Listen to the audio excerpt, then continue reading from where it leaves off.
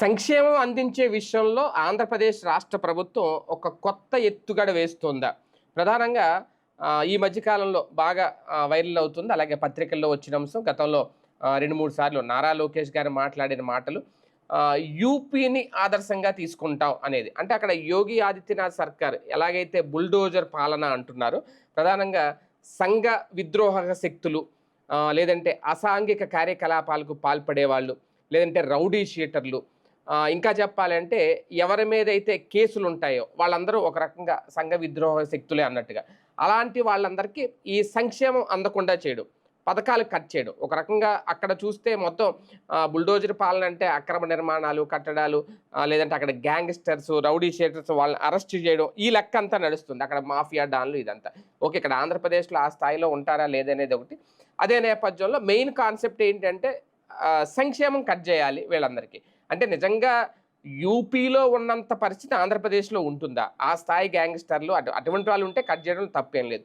లేదా దాన్ని ఆదర్శంగా తీసుకుంటున్నామని చెప్పి ఇప్పుడు వైసీపీ నాయకులకు సంబంధించి వాళ్ళ మీద పెట్టిన కేసులు ఇవన్నీ చూస్తే ఈ ఏడాదిలోనే చాలా ఉంటాయి. ఇంకా కేసు ఉన్న ప్రతి ఒక్కడికి కేసు ఉంది అంటే వాళ్ళకి సంక్షేమం అనర్హుడనో ఆ పథకాలు కట్ చేసేస్తాము అంటే అది ఎంతవరకు కరెక్ట్ అవుతుంది? ఇదే అంశం మీద చర్చించే ప్రయత్నం చేద్దాం. సార్, నిజంగా ముందు అంటే యూపీ పాలన నేను తప్పుపడట్లేదు, కానీ అక్కడ పరిస్థితుల దృష్ట్యా ఆయన నిర్ణయం తీసుకున్నారు. ఇప్పటికే చాలామందిని అరెస్ట్ చేయడం, కొంతమందిని హతమార్చారు అంటారు కూడా. మరి మాఫియా డాల్ని ఎంతవరకు కరెక్టో తెలియదు. నిజంగా ఆంధ్రప్రదేశ్లో అలాంటి పరిస్థితి ఉందా?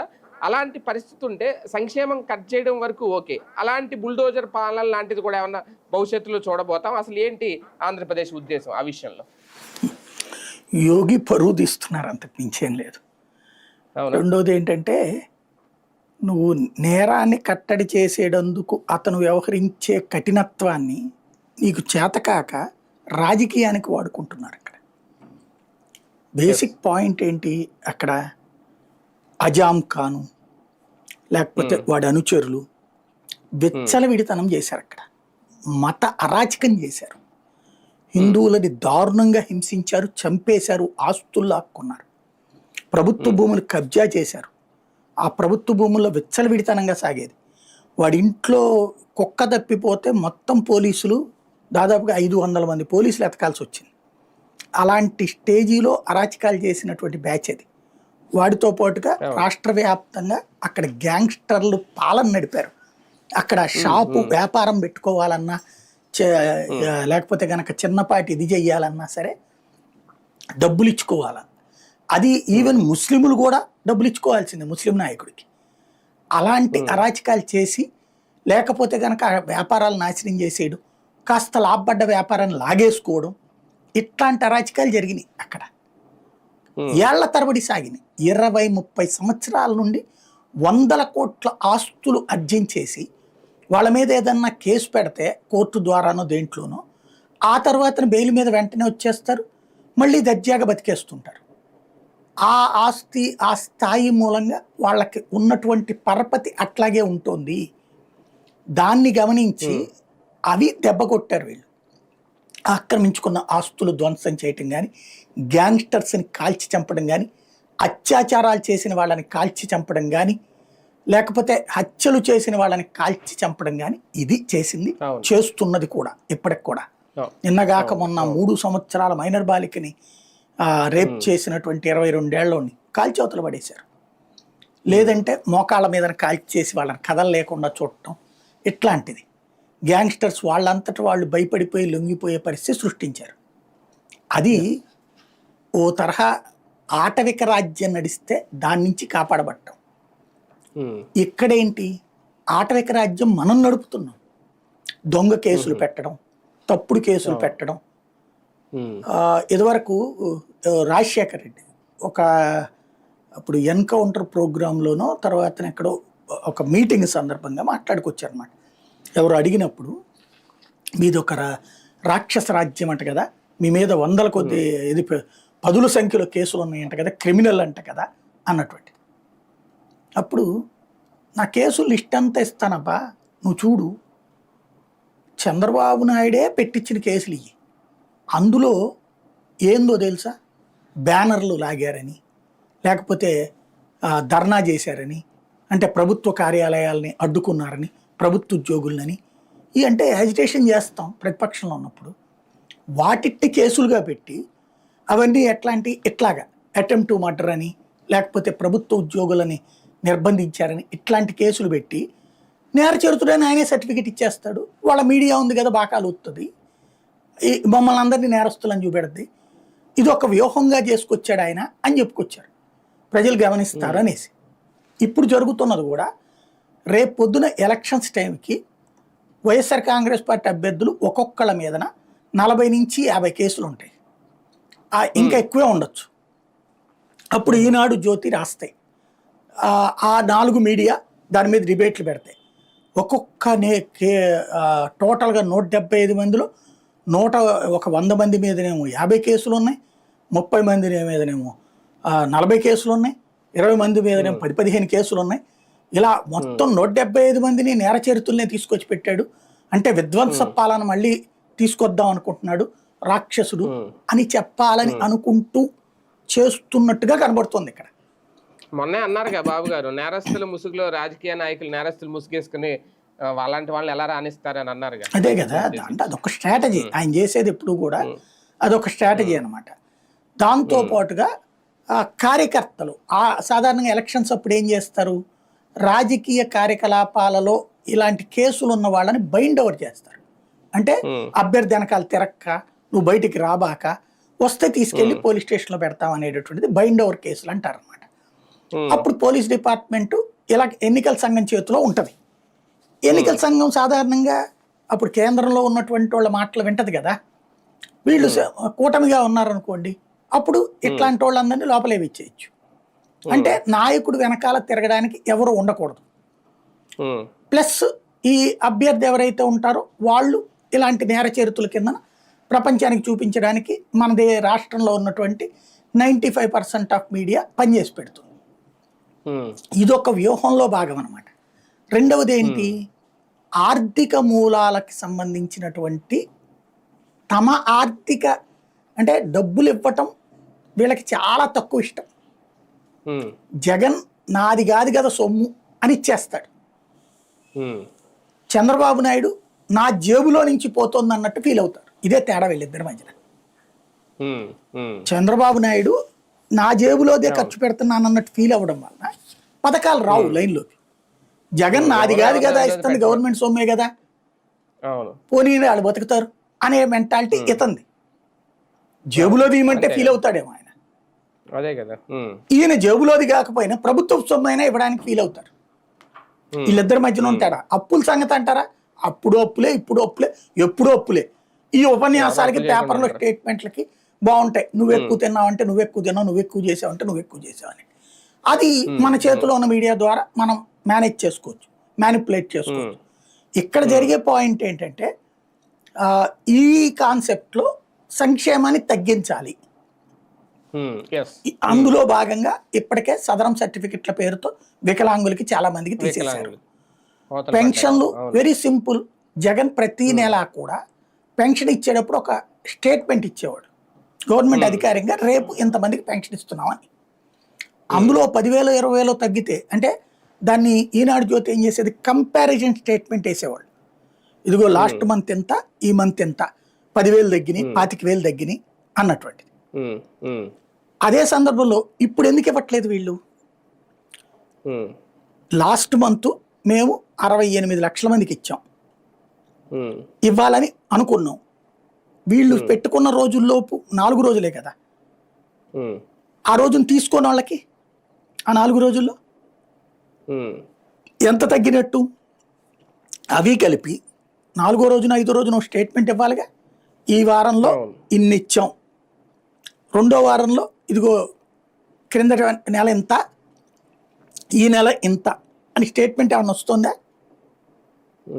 ఎక్కడా లేదు. ఇదివరకు మాత్రం స్టోరీలు రాశారు, ఇప్పుడు ఏమి రావట్లేదు. అంటే తీసేసినా ఎవరికి తెలియదు. దాంతోపాటు కొన్ని చోట్ల ఆల్రెడీ వైసీపీ కార్యకర్తల పేరుతో వాళ్ళు అనర్హులు అన్న పేరుతో తీసేస్తున్నారు. ఇప్పుడు ఈ కారణాన్ని చూపెట్టి తీసేస్తారు కొంతమందికి పెన్షన్స్, ఒరిజినల్ పెన్షన్స్ తీసేస్తారు. నేరాల నియంత్రణ అన్నప్పుడు తెనాల్లో రోడ్డు మీద నుంచోబెట్టి కొట్టారండి. ఉమ్, తప్పు పట్టలేదు నేను కూడా సమర్థించేది, చెప్పాను కదా ఆ రోజున కూడా. ఉమ్, ఓ భయం ఉండాలా. ఒకప్పుడు సురేంద్ర బాబులు, అవును. డిటి నాయకులు వీళ్ళందరూ అట్లా చేయబట్టి భయం వేసిన రౌడీలంటే జనానికి ఒక భయం పోతుంది, రౌడీలకు ఒక భయం పుడుతుంది. అది చేయడంలో ఇంకా తప్పే లేదు. రెచ్చిపోతారు. ఉమ్. ఉమ్, ఉమ్, కాబట్టి ఆ కాన్సెప్ట్ ఓకే అని చెప్పా. తర్వాత అత్యాచారం చేసిన వాళ్ళు, ఉమ్, మర్డర్లు చేసిన వాళ్ళు, హింస చేసిన వాళ్ళు ఎంతమంది ఉన్నారు ఉమ్, ఆ ఇన్సిడెంట్ తర్వాత? అవును. వాళ్ళు ఎందుకు కొట్టలట్లాగా? కొట్టాల్సింది వాళ్ళని కదా. ఈ ముగ్గురికి సంబంధించిన కేసులు జనానికి పెద్దగా తెలియదు, వీళ్ళు చెప్తే తప్ప. ఉమ్, అది కూడా ఎఫ్ఐఆర్ల నెంబర్ల పేర్లు చెప్తే తప్ప. ఉమ్, బట్ ఒక్క కానిస్టేబుల్కి ఎదురు తిరిగారన్న ఒక్క పాయింట్ మాత్రమే అక్కడ అందరికీ తెలిసిన పాయింట్. మెయిన్ అదే అదే అందుకే కోపం వచ్చి కొట్టారు కొట్టారా కొట్టు ఆ పేరు వీళ్ళ మీద ఏదో చాలా ఉన్నాయి అన్నటువంటి పాయింట్ తీసుకెళ్లారు. కేసులు. మళ్ళీ వాళ్ళు గంజాయి పడ్డారు, ఇక గంజాయి. అవన్నీ లైన్ లోకి తెచ్చారు. బట్ తెచ్చారు. ఇక్కడ ఇన్ని జరుగుతున్నాయి కదా, ఈ కేసుల్లో ఎందుకని అట్లా కొట్టరు? వీళ్ళని కదా కొట్టాల్సింది. చిన్న పసిపాప మీద అత్యాచారం చేశాడు, వాడిని తెచ్చి రోడ్డు మీద చితకబాదు. మీరు చెప్పారే నేల నాకిచ్చేస్తాని, వాడి నాకిచ్చు నేల పిసికి పారేస్తా అంటున్నారే, వాళ్ళని కదా పిసకాల్సింది. దొమ్మి చేస్తున్నాడు. నిన్న అదే తెనాల్లో ఇద్దరు వృద్ధురాళ్ళని చంపేశారు, ఒక మహిళ ఇంకో ఇద్దరు కలిసి. వాళ్ళని కదా కొట్టాల్సింది. ఆ ఇద్దరిదే అంతే కనుక్కుంటే వాళ్ళు అంతకుముందు ఇంకొకళ్ళు కూడా చంపారట, ఇంకొక ఇద్దరికి కూడా స్కెచ్ చేశారట.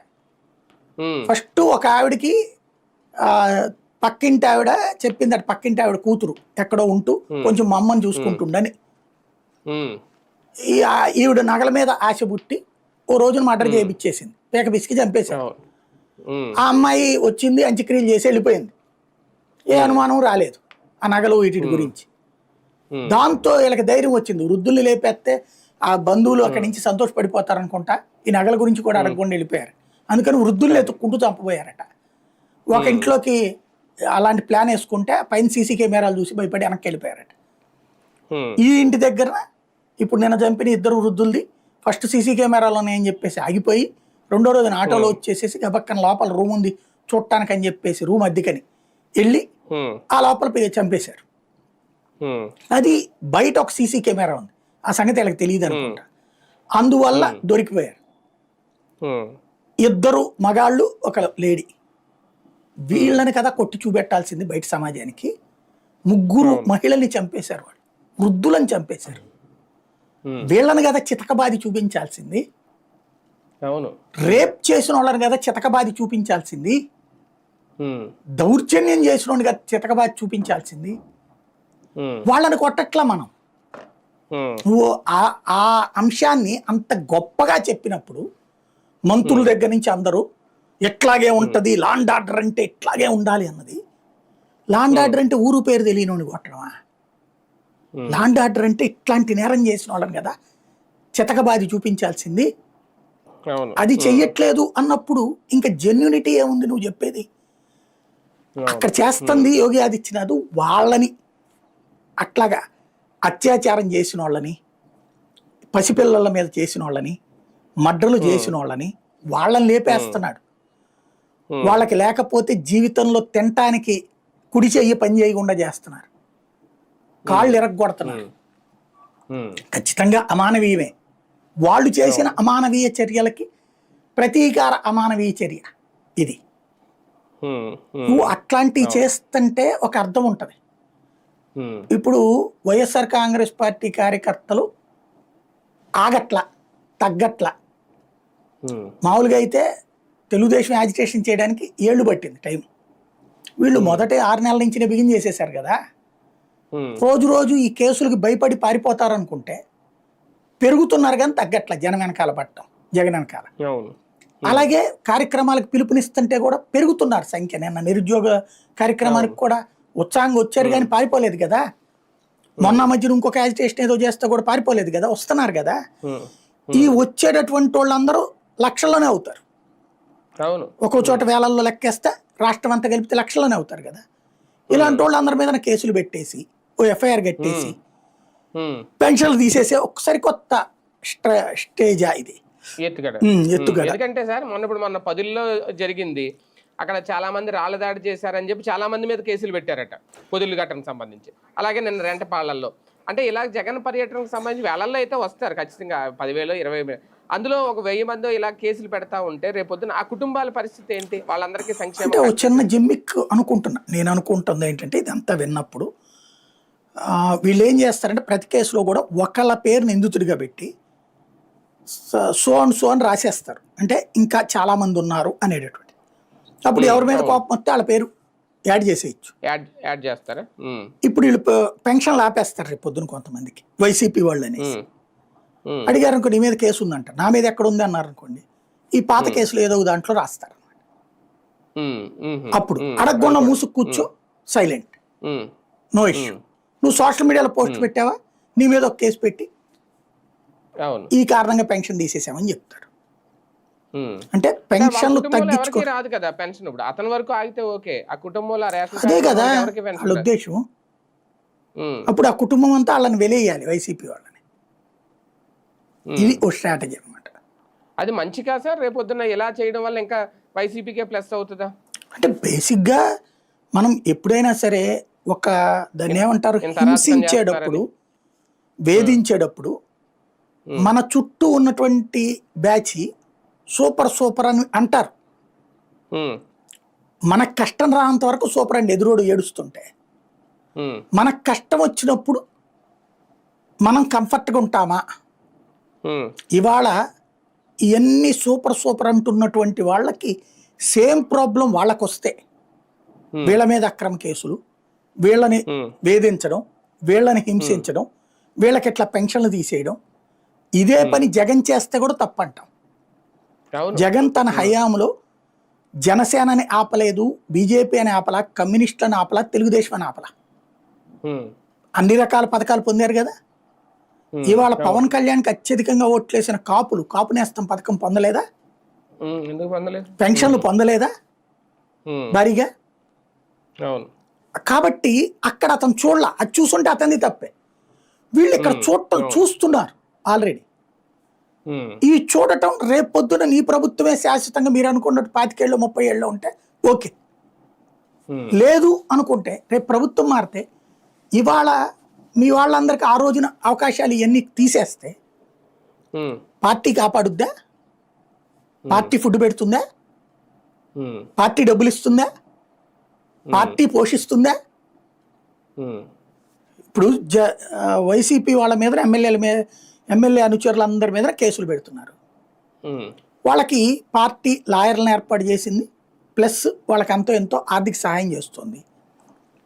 రేపు నీ వాళ్ళకి మీరు దానికి సిద్ధంగా ఉన్నారా? డబ్బులు ఇప్పుడే సమకూర్చుకుని పెట్టుకుంటారా? లేదు 25 ఏళ్ళు మేమే ఉంటాం కాబట్టి ప్రాబ్లం లేదనుకుంటే ఓకే. ఒకవేళ ఫర్ ఎగ్జాంపుల్ పొరపాటున రాలేదు మీరు అనుకున్నట్టు, పొరపాటున అతను వచ్చాడు జగన్మోహన్ రెడ్డి, అప్పుడు ఏం చేస్తారు? ఒక్కటి ఖాయం, ఈ ఏడాది వ్యవహారాల తర్వాతన వైఎస్ఆర్ కాంగ్రెస్ పార్టీ వాళ్ళల్లో ఒక అగ్గి రాజుకుంది. జగన్ని కూడా ద్వేషించి వదిలేసిన వాళ్ళందరూ ఇప్పుడు జగన్ కోసం కసిగా పనిచేయడానికి సిద్ధంగా ఉన్నారు. ప్రాణాలు ఫణంగా పెట్టి పనిచేయడానికి సిద్ధంగా ఉన్నారు. ఓ రకంగా జగన్కి దూరమైనటువంటి వాళ్ళని జగన్కి దగ్గర చేశారు. ఇప్పుడు వీళ్ళందరూ నెక్స్ట్ ట్రిప్, క్రిందటిసారి జగన్ ఫ్యాక్షనిజాన్ని ప్రోత్సహించలా, రౌడీజాన్ని ప్రోత్సహించలా, అట్లాగే పార్టీలకు అతీతంగా ప్రజలకి సంక్షేమ పథకాలు త్రూ వాలంటీర్ ద్వారా అందింపజేశాడు, సచివాలయాల ద్వారా అడ్మినిస్ట్రేషన్ చేశాడు. ఇప్పుడు వీళ్ళు చేస్తున్న విధానంలో ఎమ్మెల్యే చెప్పినోడికే పని జరగాల, అధికార పార్టీ చెప్పినోడికే పని జరగాల, మిగతా వాళ్ళు వేధించబడాల, హింసించబడాల, అన్యాయం చెయ్యబడాల, ఏడవాల, గిలగిల్లాడాల, కేసులు పాలవ్వాల, అరెస్ట్లు అవ్వాల, జైళ్ళ పాలవ్వాల. ఇది ప్రస్తుతం మనం చేస్తున్నది. రేపు సేమ్ రిపీట్ అయితే ఇక రాష్ట్రంలో బ్రతుకులేంటి? ప్రజాస్వామ్యం ఎక్కడుంటుంది? ప్రజాస్వామ్యాన్ని చంపడాన్ని గొప్ప విశేషంగా చెప్పుకుంటున్నాం మనం. ఓ బాధాకరమైంది, నాకు ఎప్పటికీ బాధగా అనిపించేదల్లా, పవన్ కళ్యాణ్ లాంటి జెన్యున్గా అట్లాంటి మాట్లాడతాడు అనుకుంటే ఆయన ఇంకా హింసించట్లేదేంటి అని అడిగేటటువంటి స్టేజ్ వస్తే ఇంకా డెమోక్రటికల్ వాల్యూస్ ఏ ఉంటాయి? అంటే ఆయన బయట ఉండి వైసీపీ అధికారంలో ఉంటే ఖచ్చితంగా ఆయన ప్రశ్నించి ఉండేవారు. ఆ, అది ఓకే. నేను అనేది నువ్వు ఇప్పటికీ వాళ్ళని వేధించే హింసించే అని చెప్తుంటే అవును. ఇంకా నువ్వు డెమోక్రసీకి నువ్వు ఇచ్చే విలువ ఏంటి? అదే ఆయన కదా. చేసే దాంట్లో సమర్థిస్తాం, సనాతన ధర్మం గురించి మాట్లాడేదో ఇంకోటి అవును. డెవలప్మెంట్. అవును. నువ్వు డెమోక్రసీని చంపుతున్న చర్యల్ని నువ్వు సమర్థిస్తున్నావు, ఉమ్. చంపే చర్యలు నువ్వు సమర్థిస్తున్నావు, లేదా అవాయిడ్ చేస్తున్నావు, దాన్ని తప్పు లేదనేటటువంటి విధంగా మాట్లాడుతున్నావు.